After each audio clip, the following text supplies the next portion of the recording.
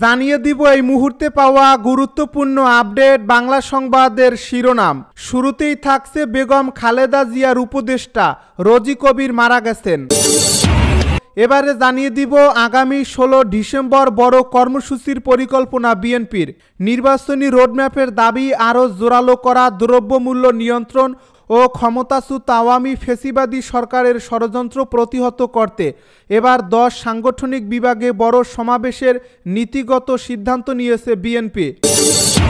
এবারে থাকছে বিএনপি নেতা শিমুল বিশ্বাসের মন্তব্য, নির্বাচনের আগ পর্যন্ত দেশ স্বাভাবিক রাখার দায়িত্ব বিএনপির।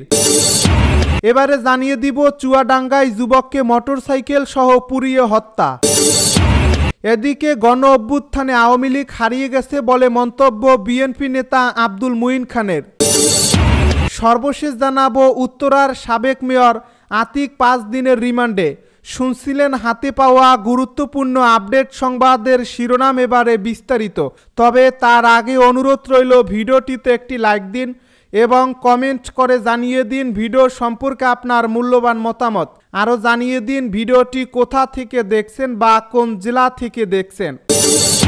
খালেদা জিয়ার উপদেষ্টা রোজি কবির মারা গেছেন। বিএনপির চেয়ারপারসন বেগম খালেদা জিয়ার উপদেষ্টা ও সাবেক সংসদ সদস্য বেগম রোজি কবির মারা গেছেন। বুধবার ভোর 5টার দিকে ঢাকা এভার কেয়ার হাসপাতালে চিকিৎসাধীন অবস্থায় তার মৃত্যু হয়। চট্টগ্রাম মহানগর বিএনপির নেতা ইদ্রিস আলী বিষয়টি নিশ্চিত করেছেন। বেগম রোজি কবির দীর্ঘদিন ধরে লিভারজনিত রোগে ভুগছিলেন। তার বয়স হয়েছিল 73 বছর। তিনি 2 ছেলে ও 2 মেয়ে সহ অসংখ্য গুণগ্রাহী রেখে গেছেন। ইদ্রিস আলী জানান, রোজি কবিরের মরদেহ ঢাকা থেকে চট্টগ্রামে নিয়ে আসা হবে। পরে সেখানে জানাজার নামাজ অনুষ্ঠিত হবে। এখনও জানাজার সময় নির্ধারিত হয়নি। রোজি কবির 5ম জাতীয় সংসদের মহিলা আসন 29, 6ষ্ঠ জাতীয় সংসদের মহিলা আসন 8 এবং 8ম জাতীয় সংসদের মহিলা আসন 16 থেকে মনোনীত সংসদ সদস্য ছিলেন। 16 ডিসেম্বর বড় কর্মসূচির পরিকল্পনা বিএনপির। নির্বাচনী রোডম্যাপের দাবি আরও জোরালো করা, দ্রব্যমূল্য নিয়ন্ত্রণ ও ক্ষমতাচ্যুত আওয়ামী ফ্যাসিবাদ সরকারের ষড়যন্ত্র প্রতিহত করতে এবার 10 সাংগঠনিক বিভাগে বড় সমাবেশের নীতিগত সিদ্ধান্ত নিয়েছে বিএনপি। সোমবার রাতে দলটির স্থায়ী কমিটির বৈঠকে এ সিদ্ধান্ত নেওয়া হয়।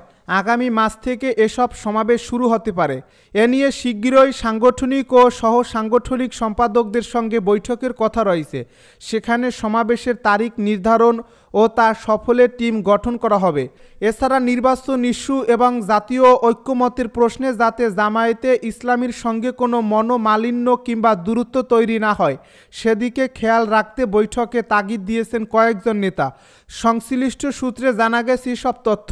গুলশানে বিএনপি চেয়ারপারসনের রাজনৈতিক কার্যালয়ে অনুষ্ঠিত স্থায়ী কমিটির বৈঠকে ভার্চুয়ালি সভাপতিত্ব করেন দলটির ভারপ্রাপ্ত চেয়ারম্যান তারেক রহমান। জানা গেছে ঢাকা, চট্টগ্রাম, রাজশাহী, খুলনা, বরিশাল, ময়মনসিংহ, সিলেট, রংপুর, কুমিল্লা ও ফরিদপুর বিভাগীয় শহরে সমাবেশ হবে। ঢাকা অথবা চট্টগ্রাম দিয়ে বিভাগীয় সমাবেশ শুরু করার কথা ভাবছে বিএনপি। বিএনপির ঢাকা বিভাগীয় সাংগঠনিক সম্পাদক কাজী সাইদুল আলম বাবুল যুগান্তরকে বলেন, ঐতিহাসিক সফল র্যালি করার মাধ্যমে ঢাকাসহ সারা দেশের নেতাকর্মীরা এখন অনেক উজ্জীবিত। এবারের র্যালিতে ব্যাপক সাধারণ মানুষের অংশগ্রহণ ছিল। দলমত নির্বিশেষে সাধারণ জনগণের শহীদ জিয়াউর রহমানের প্রতি যে সম্মান ও ভালোবাসা তা প্রমাণ করেছে এবারের র্যালিতে অংশগ্রহণের মাধ্যমে। নির্বাচনের আগ পর্যন্ত দেশ স্বাভাবিক রাখার দায়িত্ব বিএনপির। অন্তর্বর্তী সরকারের প্রতি দ্রুততম সময়ের মধ্যে জাতীয় নির্বাচন দেওয়ার আহ্বান জানিয়েছেন বিএনপি চেয়ারপারসনের বিশেষ সহকারী শামসুর রহমান শিমুল বিশ্বাস। একই সঙ্গে তিনি বলেছেন, নির্বাচনের আগ পর্যন্ত দেশের পরিস্থিতি স্বাভাবিক রাখার দায়িত্ব বিএনপির। শিমুল বিশ্বাস বলেন, অন্তর্বর্তী সরকার আমাদের দিক থেকে সব সহযোগিতা পাবে। তাদের কাছে আমাদের দাবি হলো তারা যেন একটি অবাধ, সুষ্ঠু ও নিরপেক্ষ নির্বাচন আয়োজন করেন। কোনো অজুহাতে নির্বাচনী রোডম্যাপ ঘোষণায় যেন বিলম্ব না হয়। জাতীয় বিপ্লব ও সংহতি দিবস আমাদের মুক্তি ও অনুপ্রেরণা শীর্ষক আলোচনা সভায় প্রধান অতিথির বক্তব্যে তিনি এসব কথা বলেন। ঢাকা রিপোর্টার্স ইউনিটির সাগররুনি মিলনায়তনে আন্তঃবিশ্ববিদ্যালয় জাতীয়তাবাদী কর্মসূচি ফেডারেশন এ সভার আয়োজন করে। বিএনপিকে নিশ্চিহ্ন করতে আন্তর্জাতিক ষড়যন্ত্র হয়েছিল উল্লেখ করে শামসুর রহমান শিমুল বিশ্বাস বলেন, আন্তর্জাতিক ষড়যন্ত্রের অংশ হিসেবে 2008, 2014, 2018 ও 2024 সালের পাতানো নির্বাচন আয়োজন করা হয়েছিল। বিদেশি শক্তির মদতপুষ্ট আওয়ামী লীগ 2041 সাল পর্যন্ত ক্ষমতায় থাকার ঘোষণা দিয়েছিল। একই সঙ্গে আরও 100 বছর ক্ষমতায় থাকার পরিকল্পনা করেছিল। চুয়াডাঙ্গায় যুবককে মোটরসাইকেল সহ পুড়িয়ে হত্যা। চুয়াডাঙ্গার জেলার আলমডাঙ্গার ফরিদপুরে সবুজ নামের এক যুবককে মোটরসাইকেল সহ পুড়িয়ে হত্যার ঘটনা ঘটেছে। মঙ্গলবার রাতের যে কোনো এক সময় আলমডাঙ্গা উপজেলার বেলগাছি ইউনিয়নের ফরিদপুর গ্রামের একটি বাগানে ঘটনা ঘটে। সবুজ আলমডাঙ্গা উপজেলার ডাইকি ইউনিয়নের বাদেমাজু গ্রামের ফকিরপাড়ার জয়নালের ছেলে এবং পুরাতন মোটরসাইকেলের ব্যবসা করতেন। আলমডাঙ্গা থানা পুলিশের পরিদর্শক মাসুদুর রহমান তথ্য নিশ্চিত করে বলেন, আমি ঘটনাস্থলে এসেছি। প্রাথমিকভাবে জানা গেছে ছেলেটির নাম সবুজ। মোটরসাইকেল সহ তাকে পুড়িয়ে হত্যা করা হয়েছে। আমরা বিষয়টি তদন্ত কাজ শুরু করেছি। বেলগাছি ইউনিয়ন পরিষদের সদস্য শামীম রেজা বলেন, এ ঘটনাটি আমার ওয়ার্ডের মধ্যেই ঘটেছে। সকালে স্থানীয় লোকজন দেখে পুলিশ আমাকে জানায়। আমি ঘটনাস্থলে গিয়ে দেখি মোটরসাইকেল সহ তাকে পুড়িয়ে হত্যা করা হয়েছে।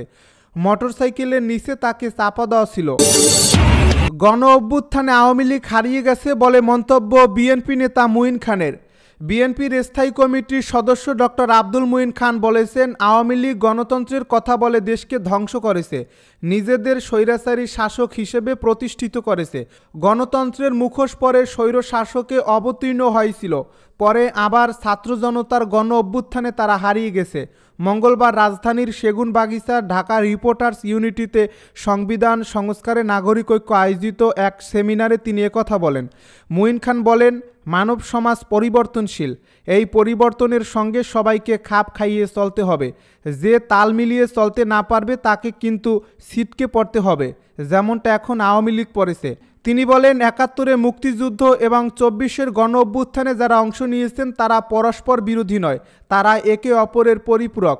সংঘাতের রাজনীতিতে দেশের কোনো উন্নতি হবে না। গণ অভ্যুত্থানের পর আমাদের মূল উদ্দেশ্য একটি কল্যাণ রাষ্ট্র প্রতিষ্ঠা করা। যে কাজগুলো আমাদের করা প্রয়োজন সেগুলো করতে হবে। আমাদের উদ্দেশ্য যদি সৎ হয়, সত্যিকারের জনগণের মঙ্গলে কাজ করতে চাই, তাহলে এ কাজ করতে কোনো বাধা আসবে না। সভাপতির বক্তব্যে নাগরিক ঐক্যের সভাপতি মাহমুদুর রহমান মান্না বলেন, শেখ হাসিনা এদেশের গণতন্ত্র শেষ করে দিয়েছে, নির্বাচন ধ্বংস করে দিয়েছে। আমরা এমন একটি নির্বাচন চাই যে নির্বাচন সবাই আনন্দের সাথে গ্রহণ করতে পারবে। এই রকম একটি নির্বাচনে সরকার প্রতিষ্ঠিত হবে, দেশে গণতন্ত্রের একটি মূল্যবোধ আসবে। এটার উপর দাঁড়িয়ে আমরা একটি গণতান্ত্রিক দেশ তৈরি করতে পারব। তার মানে মূল কাজ হচ্ছে নির্বাচন করতে হবে। তিনি আরও বলেন, আমাদেরকে ঐক্যমত্যের ভিত্তিতে সংবিধান পরিবর্তন কিংবা রাষ্ট্র সংস্কার করতে হবে। এমনিতেই চিন্তাভাবনা, কাজ ও দলের দিক থেকে বাংলাদেশ অনেক বিভাজিত। এই বিভাজন যদি চলতে থাকে তাহলে এগিয়ে যাওয়া যাবে না।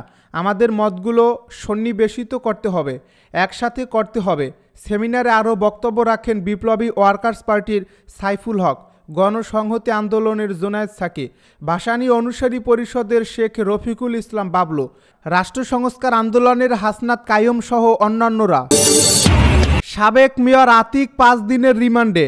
রাজধানীর উত্তরা পূর্ব থানার হত্যা মামলায় ঢাকা উত্তর সিটি কর্পোরেশনের সাবেক মেয়র আতিকুল ইসলামের 5 দিনের রিমান্ড মঞ্জুর করেছেন আদালত। একই মামলায় অ্যাডভোকেট মমতাজ উদ্দিন আহমেদ মেহেদীর 3 দিনের রিমান্ড মঞ্জুর করা হয়েছে। বুধবার ঢাকা মেট্রোপলিটন ম্যাজিস্ট্রেট আদালতের বিচারক তাদের এই রিমান্ড মঞ্জুর করেন।